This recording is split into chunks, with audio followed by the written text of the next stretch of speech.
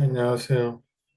12강 문제풀이 강의 시작하겠습니다. 12강은 총 3편으로 되어 있는데 두 번째 파일은 좀 짧아요. 한 20분밖에 안 돼서 1시간 10분에서 20분 정도의 일부가 있고 그게 합쳐서 일부라고 치겠습니다. 그리고 두 번째는 기말고사 문제풀이가 있습니다. 총 43문제 중에 제가 처음에 6문제 출제를 했고요. 지금 6번까지 되어 있던 거를 한 7번부터 문제와 문제풀이를 진행하겠습니다. 총 43문제까지 만들 거고, 지금 21문제까지 만들었습니다. 문제풀이 시작하면 7번은 연차 유급, 연차 유급 휴가에 대한 설명으로 옳지 않은 것입니다. 근로기준법상에 이제 이 내용이 포함되어 있어서 문제를 넣었습니다. 1번은 사용자는 계속해서 근로한 기간 1년 미만인 근로자에게 1년 개근 시 1일 유급 휴가를 주어야 한다. 2번 연차 유급 휴가의 산정을 위한 출근율의 계산에서 출산 전후 휴가를 휴업한 기간을 출근한 것으로 본다. 3번 사용자는 근로자 대표와의 서면 합의에 따라서 연차 유급 휴가일을 가름하고 특정한 근로일에 근로자를 휴무시킬 수 있다. 4번 근로자가 업무상 재해로 연차 유급 휴가를 사용할 해당 연도에 전혀 출근하지 못한 경우라면 미사용 연차 유급 휴가에 대한 연차 휴가 수당을 청구할 수 없다. 미사용 연차 유급 휴가에 대해서는 통상 임금 100분의 50일 가산하여 지급하지 않아도 된다. 이 문제의 정답은 4번이 틀렸습니다. 그 1, 2, 3번은 근기법 60조와 62조에 있고 4번이 틀린 이유는 근로자가 업무상 또는 질병 등의 사정으로 인해서 연차 휴가를 사용했을 때 해당 연도에 전혀 출근하지 못한 경우 이미 부여받은 연차 휴가를 사용하지 않는 데에 따른 연차 수당을 청구할 수 있게 됩니다. 그래서 이제 지문에 따라서 청구할 수 없다가 아니라 청구할 수 있다라고 되어 있고 그리고 5번 같은 경우에는 그 근로한 날 연차 휴가를 모두 사용하지 아니한 경우에 연차 휴가권이 소멸한 날에 다음 날 자녀 일수만큼 연차 유급 휴가의 미사용 발생하면 그 지급액은 취업 규칙 등의 정한 바에 따른 통상임금과 평균임금에 하되 가산금을 부과해서 지급하지 않는 것을 일반적으로 하고 있습니다. 그리고 8번은 우리나라 노동법 연약의 설명으로 옳지 않은 것입니다. 1번 노동조합법, 노동쟁의법은 1953년에 제정되었다. 옳은 것을 고른 것입니다. 그 2번 부당노동행위 제도는 최초 도입된 이후 현재까지 구, 구제주의와 처벌주의에 병행하고 있다. 미국의 와그너법은 와그너법을 수행하고 사용자와 노동자하고 부당 노동행위 주체로 인정하고 있습니다. 그리고 필수 유지 업무 제도는 2010년 노동조합 및 노동관계조정법 개정 시에 처음으로 도입하게 되었습니다. 5번 노동조합의 전임자에 대한 급여 지급 금지는 1980년 노동조합법 개정 시 처음으로 도입하게 되었다. 정답은 1번 53년에 제정되었습니다. 1997년에 노동조합 및 노동관계조정법이 통과되었습니다. 네, 나머지는 참고하시면 좋을 것 같습니다. 9번 취업 규칙에 관한 근로기준법 규정된 내용에 관한 설명은 옳지 않은 것입니다. 1번 취업 규칙의 변경이 일부 근로자에게 유리하지만 다른 일부 근로자에게는 불리할 수 있어서 근로자에게 전체적으로 유리한지 불리한지를 단정적으로 평가하기 어려운 경우에 근로자 불이익한 경우 취급해서는 안 된다. 2번 상시 10년 10명 이상의 근로자를 사용하는 사용자는 근로기준법상 정한 사항에 관한 취업 규칙을 작성해서 고용노동부 장관에게 신고하여야 한다.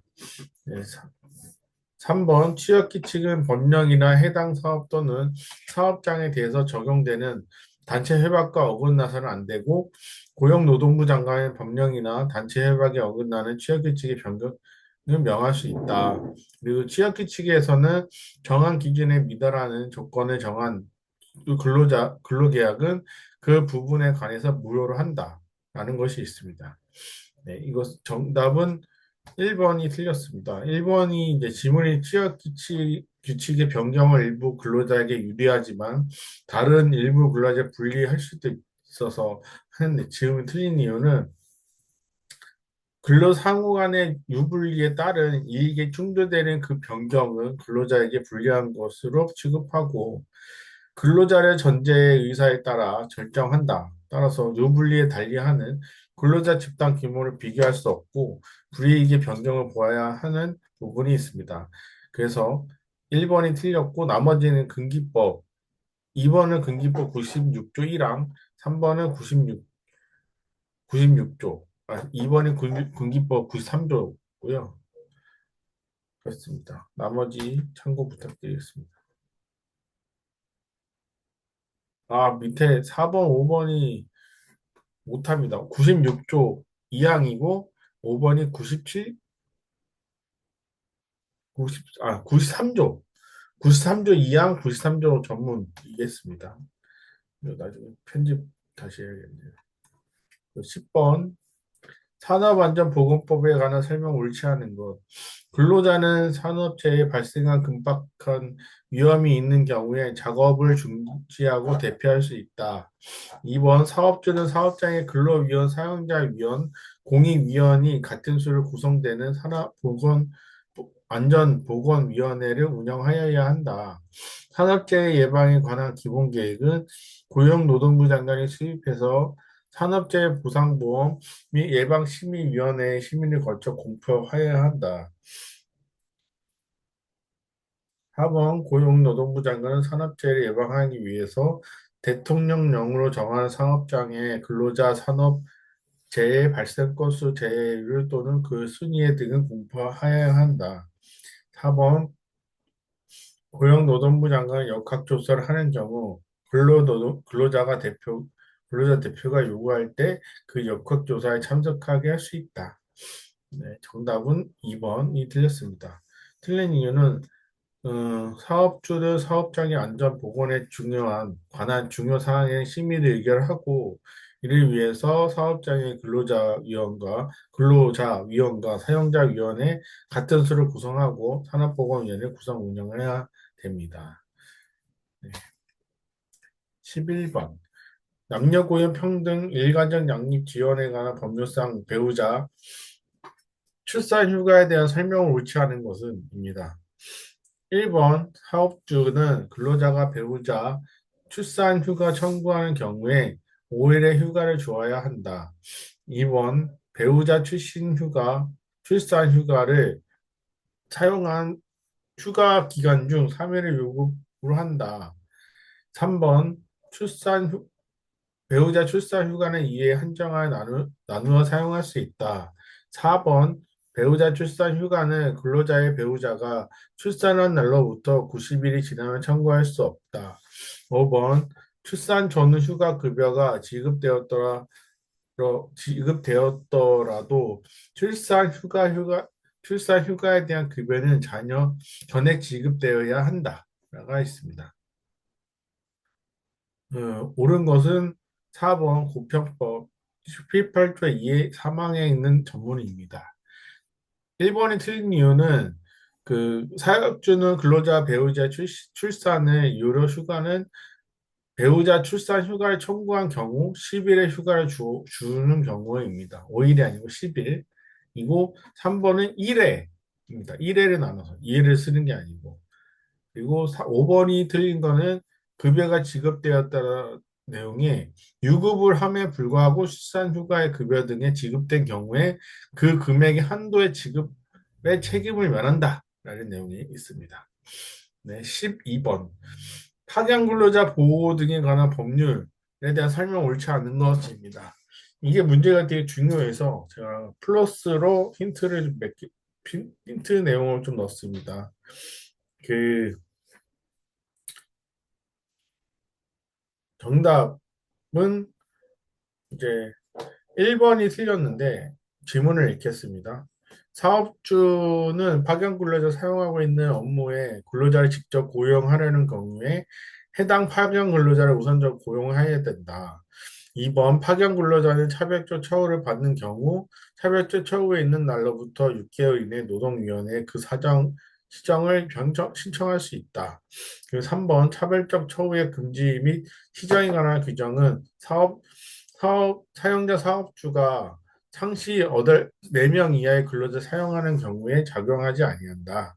4번 고용노동부 장관의 확정된 차별 시정 명령을 이행할 의무가 있는 파견 사업주의 사업장에서 해당 시정 명령 효력이 미치는 그 근로자 이외에 파견 근로자 내 차별 처우가 있는 경우 그 시정을 요구할 수 있다.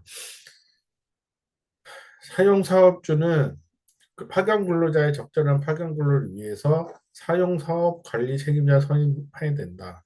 정답은 1번 틀린 이유는 그 사용자는 파견 근로를 사용하고 우선적으로 고용하도록 노력해야 된다는 내용이 있는데 이제 제가 힌트를 넣은 내용이 그 내용입니다. 차별적 처우의 금지의 시정은 그 파견 근로자는 차별적 처우를 받는 경우 노동위원회법에 따른 노동위원회에 그 시정을 신청할 수 있고, 이항에 따른 시정 신청 그 밖의 시정 절차 등에 관해서 기간제 및 단시간 근로자 보호 등에 관한 법률로부터 인용해서 하게 된다. 그래서 차별적 처우의 시정 신청 자체가 기간제 근로자 또는 단시간 근로자는 차별적 처우를 받는 경우에 노동위원회법 제1조의 규정에 따른 노동위원회 그 시정을 신청할 수 있다. 다만 최적의 처우가 있는 날에 그 처우는 그 종료일로부터 6개월 시간대에 근로하지 아니할 수 있다라는 내용이 있습니다. 네, 3번 최저임금법에 관한 옳은 것은 모든 고른 것은 무엇일까요? 기업, 선언법에 적용받는 선언과 선언을 사용하는 선박의 소유자는 적용하지 않는다. 2번 최저임금은 매년 12월 31일 결정하여 고시한다. 디귿 최저임금위원회는 대통령 소속으로 둔다. 미을 고용노동부 장관은 근로자의 생계비와 입금 실태 등을 매년 조사하여야 한다. 정답은 기업과 리을이 되겠습니다. 그 리은과 디귿이 틀린 이유는 그 최저임금에 관한 심의와 그 밖의 최저임금에 관한 중요한 심의를 위해서 노동부 최저임금위원회를 둔다라는 게 있고, 그리고 3번이 그 8월 5일 최저임금을 결정한다라는 게 있습니다. 그 12월 30일이 아니라 8월 5일입니다. 14번 외국인 근로자의 고용 등에 관한 법률에 대한 설명은 옳지 않은 것입니다. 사용자가 법률에 따라 선정한 외국인 근로자를 고용하려면 그 고용노동부령으로 정하는 표준 근로계약서를 사용하여 근로계약을 체결하여야 한다. 이번 허가를 받은 사용자와 외국인 근로자는 입국하는 날로부터 8년의 범위 내에 당사자 간의 그 합의에 따라 근로계약 체결하거나 갱신할 수 있다. 3번 사용자의 외국인 근로자의 귀국 시 필요한 비용에 충당하기 위해 보험에 가입하여야 한다. 4번 직업안전기관의 장은 사용자의 임금체불 근로계약에 유지하기 어렵고 인정되는 경우 외국인 근로자 고용 허용을 취소할 수 없다. 5번 직업안전기관의 장은 외국인 근로자 고용 허가 또는 특례 고용 가능 확인을 받지 아니한 외국인 근로자를 고용한 자에 대해서 그 사실이 발생한 날로부터 3년간 외국인 근로자의 고용을 제한할 수 있다라는 내용이 있습니다. 그 옳지 않은 것은 3번 외국인 근로자를 고용한 사업 또는 사업장에 대해서 사업장은 외국인 근로자 출국 등에 따라서 퇴직금 지급을 위해서 외국인 근로자를 미보험자의 수익자로 하여금 보험 또는 신탁 가입하여야 합니다. 15번 직위 해제 또는 대기 발령에 관한 설명을 옳지 않은 것은 1번 대기 발령의 사유가 해소가 된 경우에 부당하게 장기간 동안 대기 발령 조치를 유지하는 것은 정당성이 없다.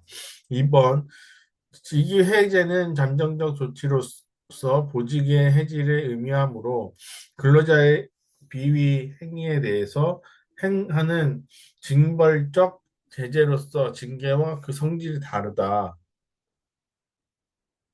그리고 실효된 직위해제 처분도 인사규정 등에서 직위해제 처분에 따른 효과로 승진, 승급의 제한을 가하는 등의 법무상 불이익을 규정하고 있는 경우에는 그 직위의 처분에 대한 구제를 신청할 이익이 있다. 4번 대기 발령 후 일정한 기간이 경과하도록 복직 발령 받지 못한 경우에 당연 퇴직된다는 인사규정에 따라 행한 당연 퇴직 처리 해고에 해당하지 않는다. 5번 사용자가 자신의 기초 사유에 해당하는 경영상의 필요에 따라 근로자에게 대기 발령을 한 경우에 그 근로자를 휴업수당 지급해야 된다.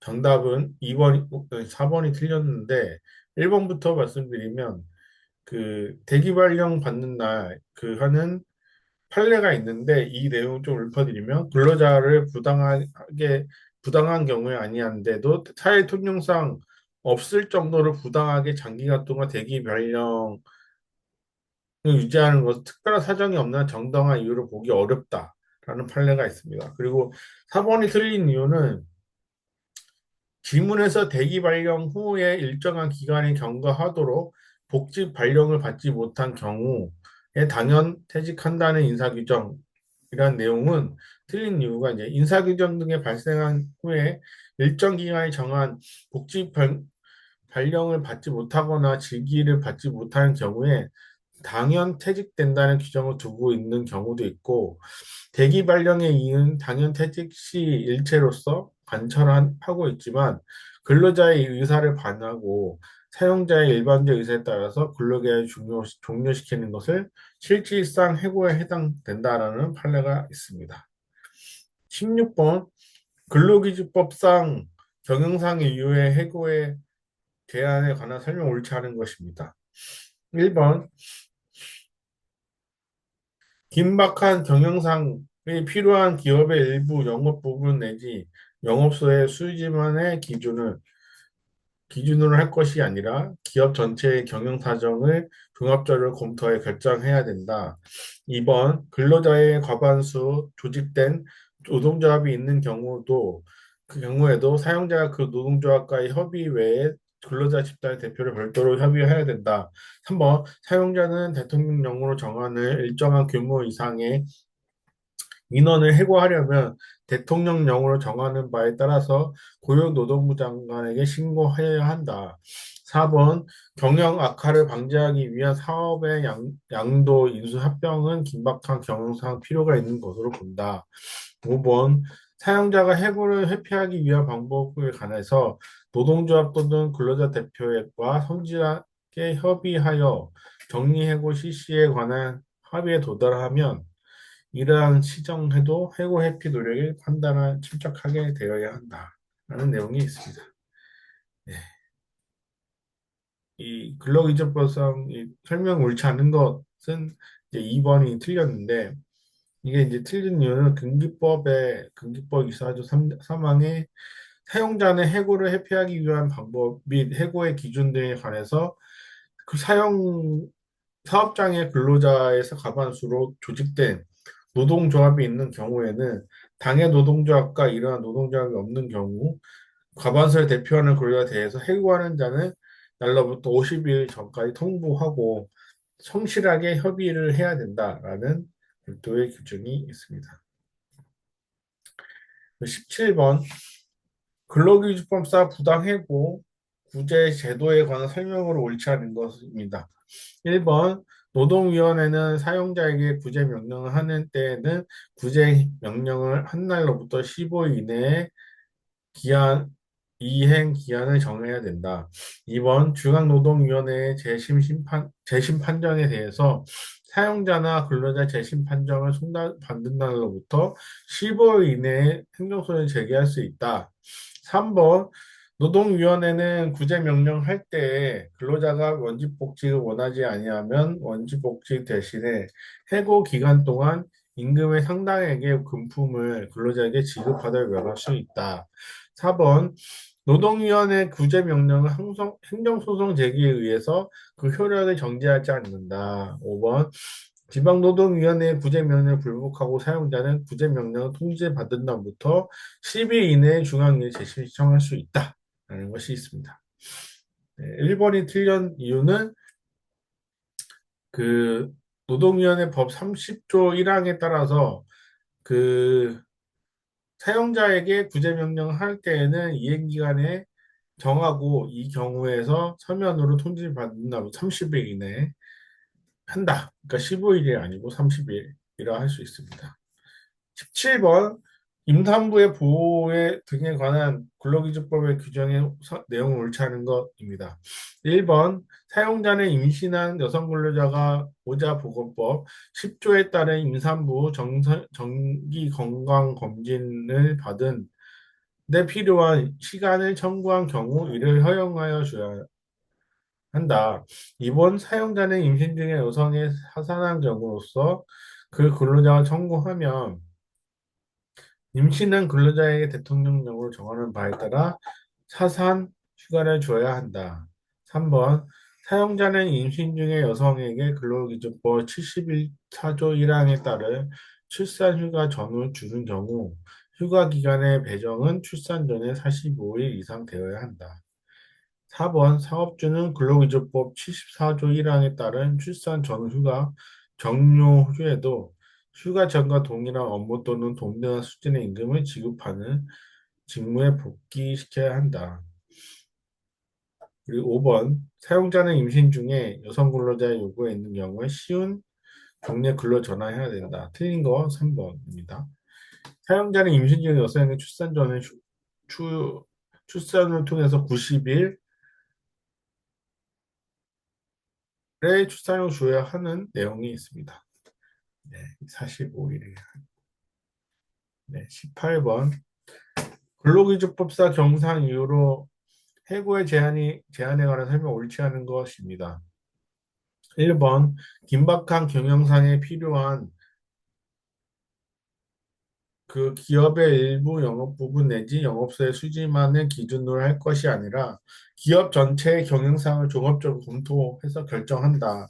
2번 근로자의 가관에서 조직된 노동조합이 있는 경우 사용자가 그 노동조합과 협의 외에 근로자 집단의 대표와 별도의 협의를 하여야 한다. 3번 사용자는 대통령령으로 정하는 일정한 규모 이상의 인원을 해고하려면 대통령령으로 정하는 바에 따라 고용노동부 장관에 신고하여야 한다. 4번 그 경영 악화를 방지하기 위해 사업의 양도 인수 합병은 긴박한 경영상의 필요가 있는 것을 본다. 5번 사용자가 해고를 회피하기 위한 방법에 관해서 노동조합 또는 근로자 대표와 성실하게 협의하여 정리하고 실시에 관한 협의에 도달하면 하였다면 이러한 사정도 해고 회피 노력의 판단에 참작되어야 한다. 가 있습니다. 네. 2번이 틀렸는데 2번이 틀린 이유는 1번은 그 설명을 좀 드리면 긴박한 그게 있을 때 경영상의 이견으로 통해서 경영 여건을 통해서 서로의 달리하는 예외적인 경우가 아니라면 법원에서는 그 법인의 일부 사업 부분 내지 사업자 수지만을 기준으로 할 것이 아니라 법인 전체의 경영에 종합적으로 검토해서 결정한다라는 대부분 판례가 있었습니다. 2번 자체는 과반수로 조직된 노동조합과 그걸 통해서 협의해서 별도의 그 대표 근로자 집단 대표 협의를 한다. 이거는 사용자 해고를 회피하기 위한 방법과 그리고 해고 기준 등에 관해서 당해 사업자인 근로자의 과반수로 조직된 노동조합이 있는 경우에 당해 조합과 이러한 노동조합이 없는 경우까지 해고를 하고자 하는 날에 50일 전까지 통보하는 그런 내용이 있습니다. 19번 근로기준법상 부당해고 구제 제도에 관한 설명 옳지 않은 것입니다. 노동위원회는 사용자에게 구제 명령을 하는 때에는 구제 명령을 하는 날로부터 15일 내에 이행 기간을 정해야 한다. 이번 중앙노동위원회의 재심 과정 판정에 대해서 사용자는 사용자 근로자는 재심 관정서를 받은 날부터 이제 15일 내에 그 행정소송할 수 있다. 그리고 행정소 제기할 수 있다. 3번 노동위원회는 구제 명령을 할 때 근로자가 원직 복직을 원하지 아니하면 원직 복직 대신 해고 기간 동안 임금 상당액의 임금 금품을 근로자에 지급하도록 명할 수 있다. 4번 노동위원회 구제 명령은 행정소송 제기에 의해서 그 효력이 정지되어서는 아니 된다. 5번 지방노동위원회의 구제명령을 불복하는 사용자는 구제명령서 통지받은 날로부터 10일 이내에 중앙노동위원회 재심을 청할 수 있다. 네, 틀린 건 1번. 노동위원회법에 따라 노동위원회는 법 30조 제1항에 따라서 사용자에게 구제명령을 하는 때에는 이행 기간을 정해줘야 되고, 이 경우 사용자가 구제명령 설명 통지 받은 날부터 30일 이내로 합니다. 20번. 그 근로기준법상 부당해고 구제명령 받은 후 이행 기간까지 이행하지 아니한 사용자에게 노동위원회가 2년간 부과할 수 있는 이행 강제의 최대 상한액은 몇 번일까요? 8천만 원 5번입니다. 해설은 참고 부탁드리겠습니다. 네, 21번 마지막. 근로관계의 종류에 관한 설명 옳지 않은 것. 1번 상시 4인 이하의 근로자를 사용하는 사업장에서 근로자를 해고하려는 사용자는 해고 사유와 해고 시기를 서면으로 통지하지 아니할 수도 있다. 그리고 2번 영업 양도 당사자 사이의 근로관계 일부를 승계 대상에 제외하고는 하는 특약의 실질적인 해고와 다름이 없다. 그리고 사용기간 만료 시 본계약의 체결을 거부하는 것은 사용자에게 유보된 행정 회약권의 행사로서의 보통의 해고보다 넓게 인정할 수 있다. 4번 사직의 의사표시는 특별한 사정이 없는 한 당의 근로계약을 종료시키는 취지의 해약 고지를 볼 수 없다. 5번 기간을 정한 근로계약 관계의 근로자에게 근로계약의 갱신에 대한 정당한 계획기한이 인정되는 경우 사용자가 이에 위반하는 부당하게 근로자의 갱신을 거절하는 효력이 없다. 정답은 4번이 틀렸습니다. 4번이 틀린 이유는 사직에 의사표시에 특별한 사정이 없는 한 근로계약을 종료시키는 취지의 해약 고지로 볼 것이기 때문입니다. 네, 이것으로 네, 그리고 다음 주도 인터넷 강의로 하겠습니다. 그러면 다음 주까지, 요번 주 인터넷 강의했고, 다음 주도 인터넷 강의하고, 그 다음 주에 그 시험 해설 마지막 강의하고, 그 다음 주에 시험 보는 것으로 진행하겠습니다. 그럼 12강 노동문제법 12강 3부 녹음 마치겠습니다. 감사합니다.